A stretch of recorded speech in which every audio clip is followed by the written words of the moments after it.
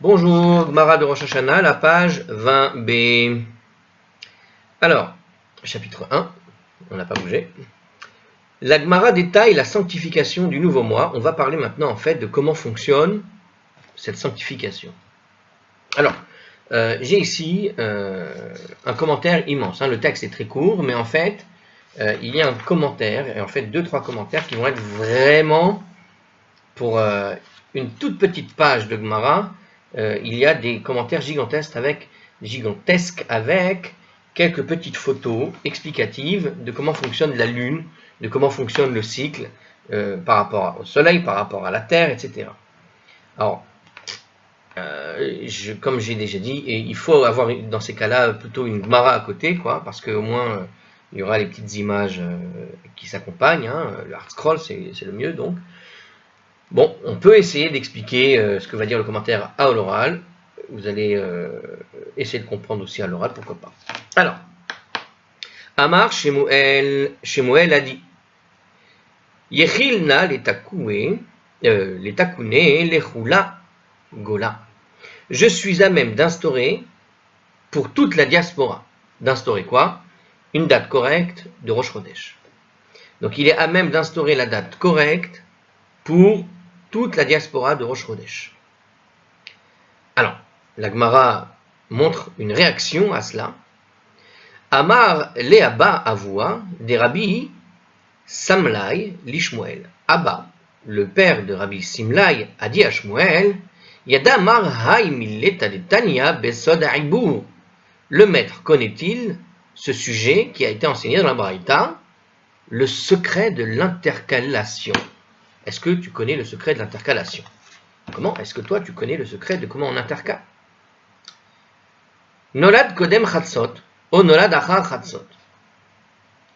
La conjonction de la lune a eu lieu avant la mi-journée ou après la mi-journée. Donc, si la conjonction de la lune a eu lieu avant la mi-journée ou bien si elle a eu lieu après la mi-journée, ça porte à conséquence.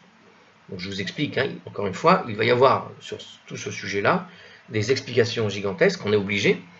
Mais si je peux vous inviter avant même de voir ces explications, le plus simple, à mon avis, avant d'entrer dans les explications et avant de continuer cette vidéo pour vous, ce serait d'aller étudier un peu le cycle de la Lune dans des sites de sciences qui vous expliquent plus ou moins comment fonctionne la Lune qui tourne autour du Soleil, de la Terre, etc. Histoire d'avoir une idée globale, nette, de comment la Lune tourne autour de la Terre et du Soleil. Alors, on va reprendre. Donc Shmuel nous a dit, je suis à même d'instaurer la date correcte de Rosh Chodesh pour toute la diaspora, et il y a une réaction. Abba, le père de Rabbi Simlai, a dit à Shmuel, mais est-ce que tu connais ce sujet qui a été enseigné dans la Braïta, à savoir le secret d'intercalation? Deux points, voici la Braïta. Qu'est-ce que dit la Braïta? La conjonction de la Lune ait eu lieu avant la mi-journée ou après la mi-journée, eh bien, l'un ou l'autre, ça porte à conséquence. Shmuel répond, il a dit à Abba, à Marley, donc il a répondu, l'eau, je ne connais pas, l'eau, non. Abba exprime son avis.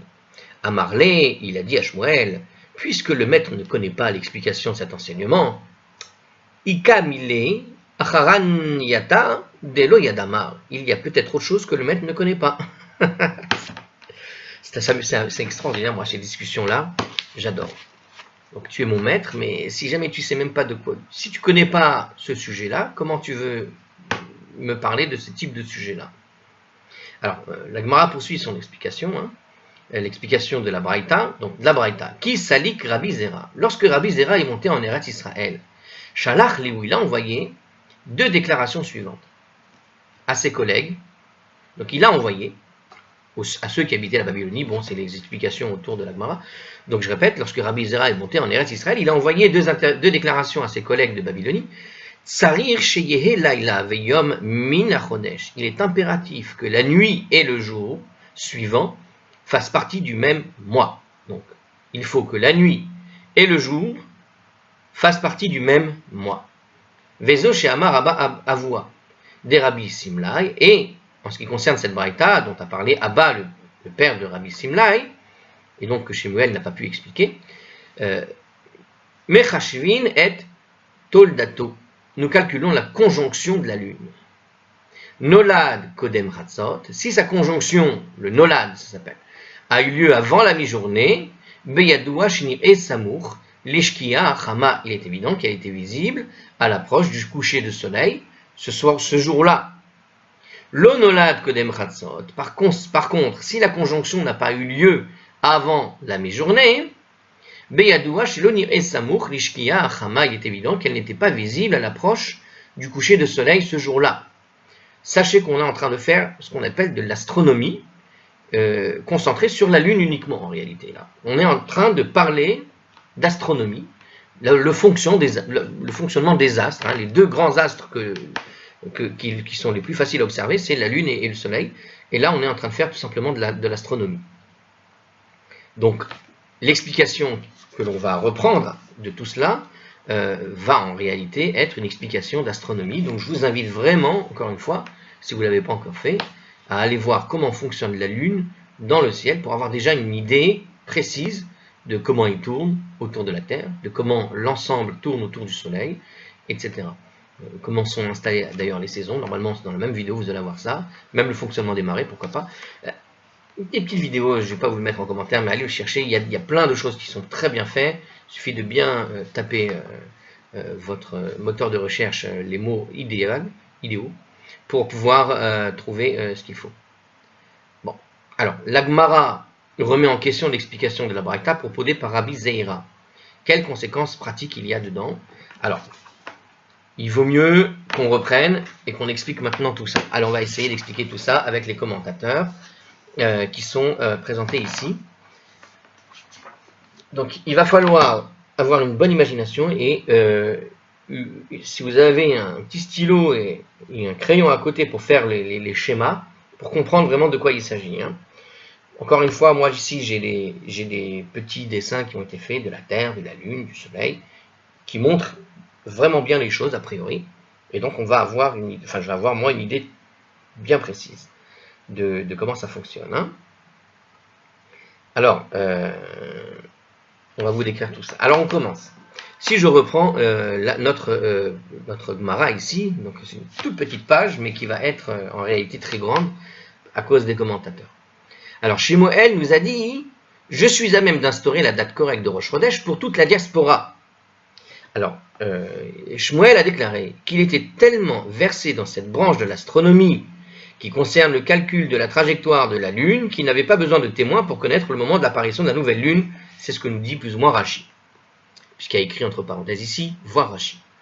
On pourrait identifier cette réflexion à celui qui a des connaissances scientifiques, au fond, de comment la Lune effectivement fonctionne dans le ciel, et par le simple calcul des trajectoires, effectivement, il peut déterminer quand est-ce que la Lune, quand est-ce que la nouvelle Lune va apparaître ou pas. C'est exactement ce système qu'on adopte aujourd'hui en réalité. C'est-à-dire que c'est vrai qu'à l'époque, il fallait des témoins qui observent l'apparition de la Lune, et on avait vu dans la vidéo précédente que des fois tu fais infléchir un peu le témoignage quand il y a quelques nécessités de retarder ou pas, ou d'avancer l'apparition de la Lune, qu'on s'autorise quelque part à mettre une pression sur des témoins pour qu'ils viennent témoigner quand même que la Lune est là, quand même quand elle n'est pas là, ou qu'elle n'est pas là, ou leur mettre la pression pour leur mettre le doute qu'elle n'est pas là si jamais on a besoin d'un jour de plus. Donc on voit comment fonctionnait la chose, mais justement, Shmuel est en train de nous dire, mais en réalité, moi, du point de vue du calcul, théoriquement, je peux vous dire quand est-ce que tombent tous les Rosh Chodesh, à chaque fois, tel que ça devrait tomber. Donc, a priori, par le calcul, tu peux déterminer les mois. Et je répète, et c'est exactement ce qui se passe aujourd'hui. Aujourd'hui, il n'y a pas de tribunal qui déclare Rosh Chodesh va être comme ci, Rosh Chodesh va être comme ça. Tout le monde suit une sorte de calendrier perpétuel qui a été, comment dirais-je, analysé en détail, comment fonctionnent exactement les trajectoires, qui fait qu'on sait quand est-ce que la Lune va réapparaître, même s'il y a plein de nuages, on saura qu'elle est là quand même. Bon, apparemment, Shmuel a voulu dire, nous dit ici la suite du commentaire, qu'il pouvait remédier au problème des Juifs de la diaspora, qui avaient des doutes sur le jour où le Beddin en Eretz Israël avait déclaré comme étant Rosh Chodesh. Pourquoi? Parce qu'il était à même de calculer le moment où apparaissait la nouvelle lune, et les Juifs de la diaspora avaient l'autorisation de se fier à ce calcul lorsque les émissaires ne les avaient pas informés de la décision du Beddin. Donc on voit ici qu'il y avait effectivement une possibilité qui existe de donner un calendrier perpétuel par le calcul des trajectoires. Quand il n'y avait pas d'émissaire qu'on voyait arriver en diaspora, même très loin, eh bien on savait que Rosh Chodesh démarrait ou pas, simplement. À l'origine, l'obligation qui incombe aux Juifs de la diaspora lointaine d'observer 2 jours de Yom Tov à cause d'un doute s'applique uniquement à ceux qui n'étaient pas capables de fixer le calendrier par des calculs. Donc qu'est-ce qu'on voit ici? Vous savez que, justement parce qu'il y a ce problème de témoin qui vient déclarer ici la lune a commencé en Israël. Et puis on va envoyer des émissaires. Et puis comme des gens habitaient très très très loin, le temps qu'ils arrivent, on pouvait avoir un doute sur quand va démarrer effectivement Rosh Chodesh. Alors c'est pour cette raison qu'il y avait donc établi 2 jours de Yom Tov. À la base c'est ça. Et au fond on est en train de discuter d'un sujet de fond qui existe encore. À quoi bon faire 2 jours de Yom Tov, puisque aujourd'hui, par le calcul, on peut déterminer pour tout le monde quand est-ce que démarre Rosh Chodesh. Et on a tous maintenant, en tout cas on commence tous à la même date, la date des fêtes. Quand le 14 Nissan arrive, le 14 Nissan aux États-Unis, le 14 Nissan en Israël, c'est le même 14 Nissan. Alors, évidemment, il y a un décalage à cause du décalage horaire, le temps qu'il fasse nuit là-bas, mais on a tous le même 14 Nissan. À l'époque, non, ça pouvait ne pas être le cas. C'est-à-dire qu'on pouvait avoir un 14 Nissan qui était en fait un 13 Nissan ou un 14 Nissan qui était en fait un 15 Nissan. Parce que le jour de Rosh Chodesh pouvait ne pas être calculé comme il convient, d'autant plus qu'on s'appuyait sur un témoignage pour démarrer le mois depuis Israël. Et le temps qu'un émissaire arrive, étant donné qu'on risquait de démarrer de façon décalée, pour ne pas prendre de risques, on faisait 2 jours de Yom Tov, comme ça on est sûr qu'au moins un des jours de Yom Tov qui était prévu au bon jour était fait au bon jour. Et au moins un des deux aurait été fait à la bonne date, en tout cas à la même date que ceux qui habitaient en Israël. Donc c'était ça à la base. Et au fond, quelque part, Shmuel est en train de poser cette grande question qui agite encore aujourd'hui le monde religieux, à savoir, mais puisque maintenant le calendrier donc est le même et qu'on peut le déterminer par le calcul et que ce calcul est valable aussi bien pour celui qui habite en Israël que pour celui qui habite à la diaspora, pourquoi ne pas se fier à des calculs précis et puis on fixe finalement Rosh Chodesh pour tout le monde à la même date, pour tout le monde de manière fixe. Pourquoi prendre le risque d'avoir un jour décalé ici, un jour décalé par là? Parce que des gens ne sont pas compétents pour les calculs. Alors autant envoyer une fois un émissaire partout dans le monde avec le livre qu'il faut et la compréhension astronomique du mécanisme pour que tout le monde puisse calculer la bonne date au bon moment, chacun là où il se trouve. Et on commencera tous au même moment sans avoir besoin d'envoyer des émissaires. Bon. Et à ce moment-là, pourquoi faire 2 jours de Yom Tov puisqu'on a tous la même date? Donc ça, c'est le problème de fond. Il y a beaucoup de tentations chez beaucoup de religieux qui disent « Oui, bon, j'habite pas Israël, mais tu sais bien que j'habite la France, ok, j'habite la France, mais la date, on la connaît, voilà, on sait tous, un coup de téléphone, machin, on sait tous quand est-ce que commence le 14 Nissan, pourquoi faire 2 jours ?»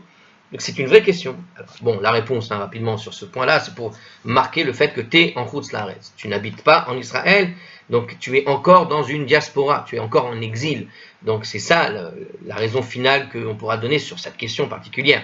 Mais au-delà de cette question particulière, la vraie raison d'origine, celle qui était d'origine, c'était vraiment ce problème simplement de calendrier, de ne pas avoir la même date partout dans le monde. Bien. Alors on continue je reprends ce que dit donc notre Gemara avec le commentaire numéro 2 qui va venir derrière. Donc on a compris ce que dit Shmuel maintenant. Je suis donc à même d'instaurer la date correcte de Rosh Chodesh pour toute la diaspora. On a compris le matheux, l'astronome. La Gemara mentionne une réaction qui est suscitée par cette déclaration de Shmuel. On répète, Abba le père de Rabbi Simla donc a dit à Shmuel, le maître connaît-il le sujet qui a été enseigné dans la Braïta de la compilation, ce qu'on appelle la compilation, la conjonction, intitulée le secret de l'intercalation. Alors, ici ce qui est intéressant, Yadamar Haimileta de Tanya Besod Aibou, le secret de la compilation, de l'intercalation, pardon. Ce secret de l'intercalation, il parle d'une compilation, c'est une compilation. On va expliquer, alors ici il donne déjà quelques éléments, mais avant d'aller plus loin dans ce qui a été dit ici, je vais l'expliquer avec les mots simples. Vous connaissez tous le Pirkei Avot, les maximes des pères. Et bien ça, c'est une compilation qu'on a surnommée les maximes des pères. Eh bien, il existait une autre compilation de Braithot, c'est-à-dire des petites Mishnah prises à droite à gauche, ou des Mishnah qui étaient en dehors du cursus normal des Mishnayot, d'accord, hein, on a expliqué la différence entre une Mishnah et une Braïta plusieurs fois, donc vous avez des petites Braïta qui ont été réunies ensemble, et on en a fait le livre, le Maxime des Pères. Ben, vous avez un autre livre qui existe, alors je ne sais pas où il est, mais il existe donc une sorte de compilation de Braithot, qui s'appelle Le secret des intercalations, le Sod Ha-Iboud. Alors ça c'est vraiment un chidouche pour moi. Alors regardez, et donc dans ce livre-là, on te parle effectivement de comment fonctionnent les systèmes liés à la Lune et tout ça, quoi. Alors, on va expliquer ce que dit moi j'ai compris comme ça, hein, on va expliquer quand même ce que nous dit le commentateur qui finalement va dire plus... Enfin, on va voir ce qu'il va dire. Cette compilation de Braithot était connue à l'époque de la Gemara sous son texte intégral. Eh bien, cette compilation n'existe plus, comme j'avais bien compris, puisque c'était pas mon corps pour moi. Il y a des choses qui ont été perdues. Hein. Certaines parties de l'ouvrage, retrouvées dans un vieux manuscrit, ont été publiées en 1903 dans une anthologie dénommée Leket Midrashim, sous le titre Midrash Sod Ha-Ibour.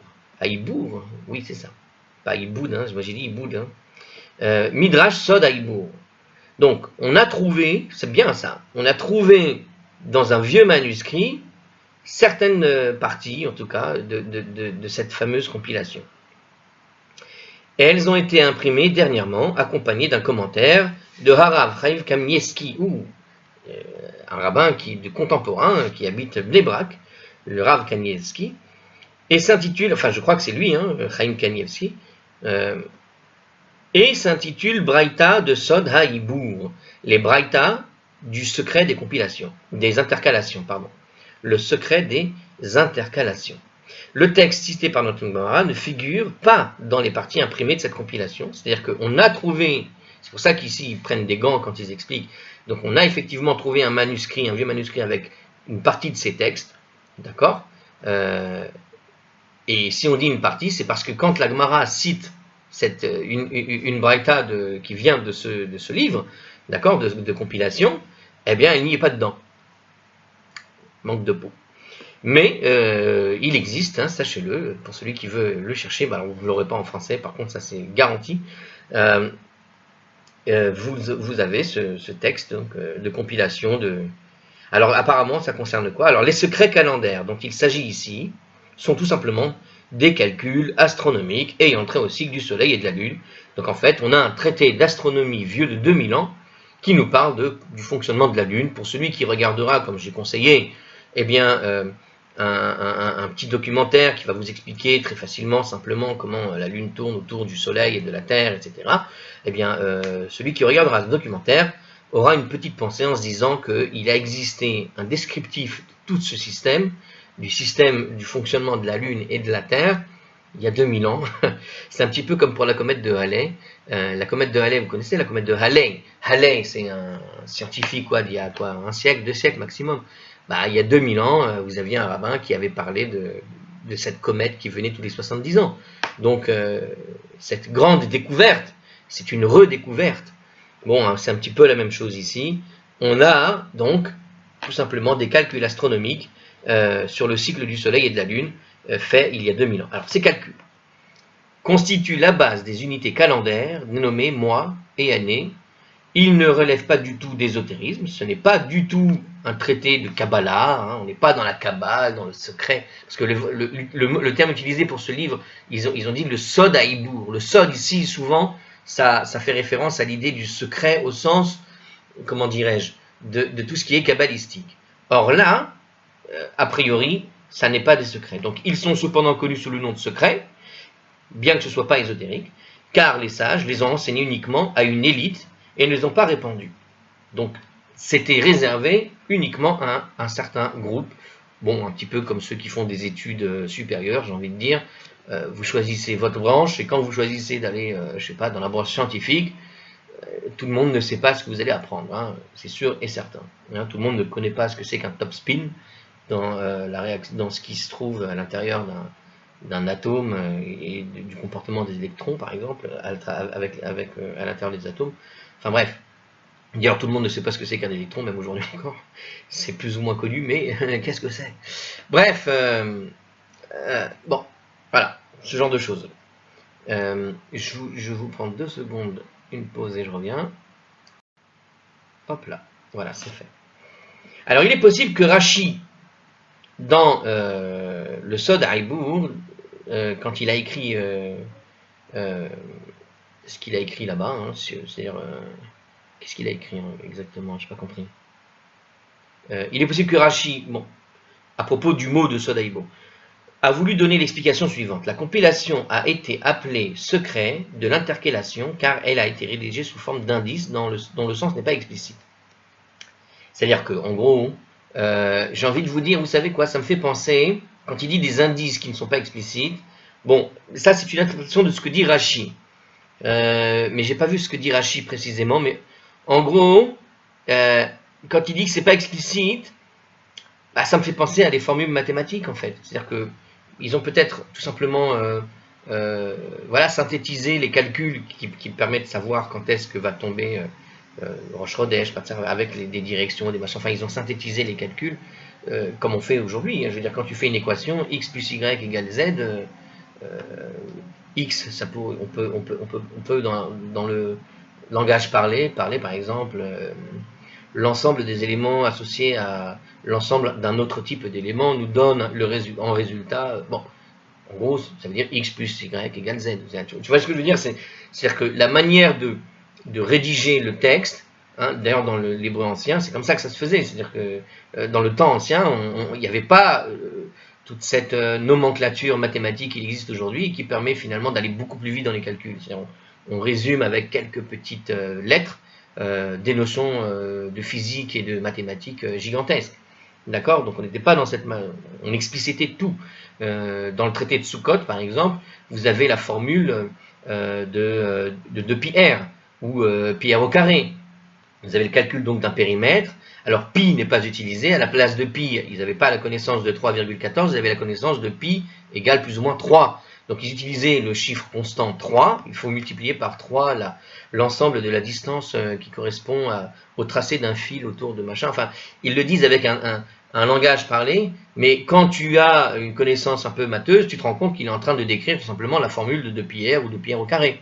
D'accord? Une fois il calcule une aire, une fois il calcule un périmètre. J'avais eu un problème une fois avec un talmudiste sur cette question-là. C'était assez amusant parce que bon, c'était quelqu'un qui n'était pas allé à l'école, mais qui étudiait comme ça en français. Et il étudiait de cette façon-là les choses. Et quand on étudiait, clairement, la Gemara était en train de donner la définition d'un périmètre dans un cercle. Voilà, il donnait la définition d'un périmètre dans un cercle. Bon, au lieu de prendre la valeur de pi, il donnait la valeur de 3. Ce qui est une valeur qu'on prenait il y a 2000 ans. Bref. Et donc moi je disais, on était deux, on sortait de la fac matheuse, donc on savait que c'était un périmètre. Alors, et lui, comme il comprenait pas, il pensait que c'était pas un périmètre qui était calculé, mais plutôt une surface. Et il était têtu, il voulait pas du tout écouter, comme ça arrive parfois quand tu discutes avec quelqu'un dans le Talmud, quand on n'est pas d'accord, on est très têtu, parce qu'on a une manière de comprendre, et c'est très difficile de se remettre en question au moment où tu comprends quelque chose.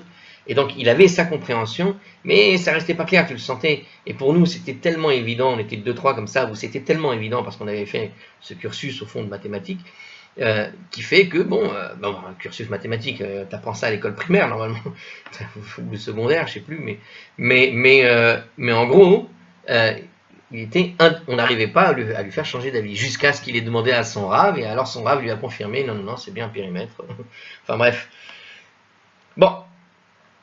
Alors, en tout cas ici, Rachi nous parle apparemment que l'idée de secret, il vient pas nécessairement, donc, alors c'est pas de l'ésotérisme, mais peut-être il vient nous expliquer que c'est un secret, c'est réservé à une élite, parce qu'en fait, les abréviations qui sont utilisées dans le texte de cette compilation de calculs, au fond, sont faites avec un certain genre d'abréviation qui fait que, si tu les connais pas, pour toi, c'est du chinois, c'est impossible de passer outre. Je veux dire, quand tu vois une formule mathématique pour la première fois que tu n'as jamais vue, si tu sais pas, je sais pas moi, ce que veut dire sigma par exemple, hein, une somme de 0 ou à l'infini, imaginez, vous voyez dans dans une formule mathématique un peu le cosinus, le sinus, la tangente et les abréviations qui permettent de faire toute une ligne de calcul entière. Quelqu'un qui ne connaît pas ça, ou constante de Planck, allez-y, on y va, pourquoi pas, le L, la latence, enfin je sais plus si c'est ça d'ailleurs. Bref, tout un tas de qu'on faisait en physique. Si jamais quelqu'un n'y a jamais fait, il ne sait pas de quoi il parle. Et il voit ça, mais qu'est-ce que c'est que ce truc? C'est du chinois. Bon, bah c'est la même chose. Et l'idée du secret, au fond, c'est une spécialisation, quoi. C'est-à-dire que quelqu'un qui n'est pas spécialisé dans ce domaine-là, il va lire ses formules, ses calculs, il ne peut pas comprendre. Donc, même s'il en est ainsi, le sens en reste le même. Cette méthode de formulation a été choisie vraisemblablement en vue de dissimuler ses connaissances. Alors, pour ce que dit ici le commentateur, apparemment, le but c'était de cacher comment fonctionne ce fonctionnement. C'est-à-dire que ça doit être réservé qu'à une élite, pas à tous. Bon, alors, le Yesod Olam, donc écoutez ça quand même, c'est intéressant, un ouvrage qui traite du sujet astronomique, écrit par un disciple du Roche, soutient que les sages ont supprimé intentionnellement les connaissances relatives au calendrier. Ils ne les ont pas relevées au grand public afin d'éviter un dénigrement du Beddin, résultant des décisions de ce dernier vis-à-vis du calendrier. Hein, donc voilà. Donc en fait, alors on revient à cette problématique que je vous ai déjà évoquée 2-3 fois déjà, et je vais la refaire ici parce qu'on est vraiment dans cette problématique. Il y a dans le judaïsme une manière de comprendre les décisions. Il faut comprendre les décisions de manière juridique, pas scientifique. Ce n'est pas la science qui détermine la loi, mais c'est la loi qui va s'appuyer sur la science, mais au final, c'est la loi qui a force de, qui a la force de loi, tout simplement. C'est la parole des rabbins, ici, qui va avoir une force plus forte que la science. C'est-à-dire que la science peut me dire, encore une fois, vous vous rappelez, on avait eu ce sujet où il y avait déjà eu une contestation de la part de rabbins du Talmud, d'ailleurs c'était Rabbi Zera, on retrouve un peu ce même rabbin ici dans la discussion, à savoir que où il y avait cette contestation justement de quoi? Cette contestation d'une catégorie de rabbins qui au fond observait bien que d'un point de vue mathématique, physique, c'est pas exact. C'était à propos de la discussion du blé qui poussait au tiers de sa maturité, si vous vous rappelez, et que quand il poussait au tiers de la maturité, il y a des rabbins donc, qui se sont plaints, ils ont dit, mais attends, mais comment ils vont savoir que tu arrives au tiers de la maturité? Tu vas calculer le tiers de la maturité, à quel niveau c'est exactement, précisément? Et on lui a répondu, tu pourrais dire la même chose avec les bassines du mikvé. Rappelez-vous de cette discussion. Le mikvé, c'est pareil, un mikvé, ça contient une certaine quantité d'eau. Si tu enlèves un verre d'eau à cette grande quantité d'eau qui peut contenir un être humain et que tu enlèves un verre, le mikvé n'est plus valable. Mais pourtant, quand tu rentres dedans, tu vas effectivement, tu vas te plonger entièrement.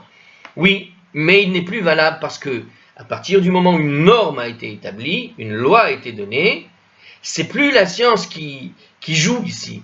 C'est la norme, la loi, comme l'idée du franc symbolique que j'ai donné comme exemple, à savoir qu'il est évident qu'un bâtiment ne coûte pas juste un franc, mais on a besoin de ce franc pour que, du point de vue de la loi, il y ait eu transaction. Et bien, on est dans le même registre au niveau de la loi juive.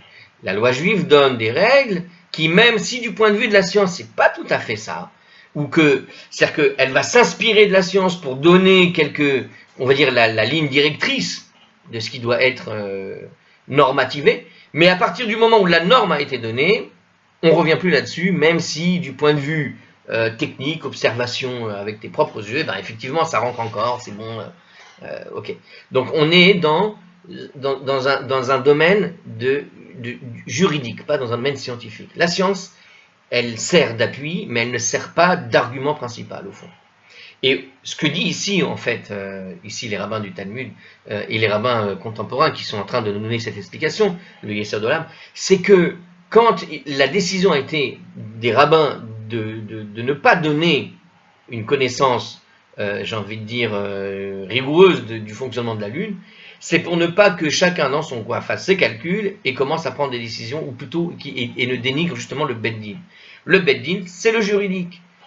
Le livre de Sod Haïbour, des secrets de l'intercalation, des secrets de la Lune, comment fonctionne la Lune en gros, eh bien ce livre-là, c'est un livre qui te permet effectivement de déterminer le fonctionnement de la Lune de manière mathématique. Il n'y a pas une once d'erreur dans quand est-ce que tu pourras déterminer sur 2000 ans quand la Lune va effectivement apparaître, à quel mois, à quelle année, etc. C'est le calendrier perpétuel. On est en train de parler d'un calendrier perpétuel.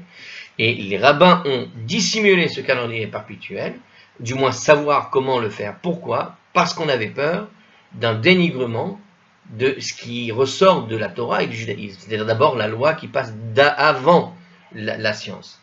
Okay? Donc ça, celui qui, en quelque sorte, étudie la Torah et comprend que la force de la loi, elle passe devant la réalité, finalement, de ce que la science peut te montrer devant tes yeux. La force du Beit Din passe devant. Quand tu comprends ça, tu peux étudier tout ce que tu veux au niveau de la science et les rabbins peuvent être rassurés. Parce que ça veut dire que tu as compris un des messages profonds que le judaïsme donne. C'est quoi ce message? La loi, c'est elle qui a le maître mot. Et c'est pas uniquement l'argumentation et le pile-poule, on pourrait dire, scientifique, qui est vrai, attention, 1 plus 1 égale 2, tu as raison. Mais si je décide que c'est à 3 que ça doit se faire, alors ça doit se faire à 3. C'est-à-dire que ça passe avant. Après, on peut discuter. C'est-à-dire qu'on peut réunir un ensemble de rabbins, discuter, regardez, j'ai fait ce calcul, on a fait ça, et c'est ce que fait la Gemara ici. C'est-à-dire que la Gemara ici, elle est en train de parler avec Shemuel qui te dit qu'il a établi effectivement un système qui pourrait résoudre les problèmes pour tout le monde, mais ça doit être soumis aux rabbins. Si les rabbins le veulent, on accepte ce système et tout le monde accepte, et à ce moment-là, elle prend appui sur la loi, et c'est parfait. Mais si le rabbin n'accepte pas, on ne peut plus le faire. On ne peut pas le faire. Ok? Je fais un dernier enregistrement parce que le refaire, cette partie-là, ça va être compliqué. Voilà, c'est fait. Alors, on continue. Notre commentateur ici. Donc, souvent, le Beit Din, donc justement, ne suivait pas à la lettre les résultats qui avaient été calculés. Mais non seulement il ne suivait pas la lettre qui a été calculée, mais dans la vidéo qu'on avait fait avant, on avait vu même que des témoins oculaires qui avaient effectivement vu la Lune, on leur faisait pression parce qu'on avait besoin de décaler quand même le mois. Donc on n'est pas dans une rigueur scientifique quand on fait de la Torah. Il y a une rigueur halachique avant la rigueur de la science. Okay? Par exemple, il intercalait un mois supplémentaire dans l'année pour diverses raisons, comme on avait vu justement au-dessus. Exactement, il te ramène justement jusqu'à ce qu'on a lu tout à l'heure, enfin ce qu'on a lu il y a quelques temps. De même, la date de Rosh Chodesh était parfois reportée au lendemain de la conjonction. Ça veut dire que là, on est en train de parler de ce qu'on appelle les conjonctions de la Lune. D'accord? Donc, des fois, la Lune, effectivement, elle est bien là, elle est arrivée au bon endroit, au bon moment, et on aurait dû faire Rosh Chodesh, mais on le retardait exprès. De plus, le Beit Din servait occasionnellement de témoignage qui était halachiquement fictif, comme on l'a enseigné plus haut. Voilà, exactement, le commentaire dit exactement ce qu'on avait bien compris finalement. Ainsi, ceux qui connaissaient les calculs, mais qui ignoraient les méthodes du Beit Din, risquaient de critiquer et de dénigrer les décisions du Beit Din. Parce que eux, ils disent, mais attends, ils se gourrent, j'ai fait le calcul, il y a des nuages, mais je te dis que la Lune est là. J'ai fabriqué un drone, regardez, je soulève le drone, on va voir la Lune. J'ai fabriqué une soucoupe volante, là je vais aller sur la Lune, tu vas voir qu'elle n'a pas bougé. Bref. Donc, pour éviter qu'on rabaisse le Beit Din, les connaissances relatives au calendrier furent donc supprimées et le grand public acceptait donc les décisions du Beit Din sans aucune contestation. Donc, toute la base du conflit qui existe souvent entre le principe de science et de religion vient de là. Sachez-le, un des problèmes, des points d'accroche, c'est que malheureusement, effectivement, et ça se voit, ça se confirme, quand tu as des connaissances scientifiques, plus la science avance, d'accord, dans une certaine quantité de connaissances que tu vas accumuler, c'est très bien pour toi, bravo, mais ça t'incite à avoir un certain déni, un certain dénigrement pour la loi. Parce que tu vas savoir ci ou ça d'un point de vue de ce que t'a raconté la science et de ce que tu as trouvé en grattant ici ou là. Attention, c'est le système, il n'est pas comme ça. Maintenant, regardez quand même ce qu'il dit à la fin, la conclusion de ce commentaire. Lorsque le Sanhédrin a cessé de fonctionner et qu'un calendrier fixe a été institué, il n'y avait plus lieu de dissimuler les calculs. Par conséquent, ces derniers ont été répandus. Et en vérité, ils ont été détaillés par le Rambam et par d'autres commentateurs également. Donc, en réalité, ces calculs nous ont été finalement récupérés par le Rambam et ailleurs. Mais uniquement après la destruction du temple. Parce que justement, après la destruction du temple et après la destruction qui s'est accompagnée du Sanhédrin, lorsqu'il n'y avait plus de grand tribunal pour décider pour tout le peuple juif en même temps, il a fallu trouver une solution pour que chaque communauté essaye de faire Rosh Chodesh à la même date. Donc on a commencé à répandre finalement cette connaissance normale, puisque de toute façon il n'y avait plus de Beddin à dénigrer, donc il n'y avait plus de Beddin. Donc il fallait tout simplement avoir un système qui permette à tous de fêter les fêtes aux mêmes dates partout dans le monde. Et c'est comme ça que du coup on a récupéré ce Yesod, on les a répandus. Mais le livre en soi, quoi qu'il arrive, ce livre tel que réel entier, il n'existe plus. On a des calculs qui ont été faits par Rambam, qui a probablement donc lu le livre et qui a fait ces choses-là. On a d'autres commentateurs. Je vous ai donné aussi ce vieux manuscrit qu'on a retrouvé avec une partie de ce livre dans son intégralité, mais juste une partie. Bon, voilà. En tout cas, vous avez compris comment se goupillent les choses. Très bien, très beau commentaire. Alors, on vous laisse avec ça pour la prochaine fois. On va reprendre tout ça et on continuera.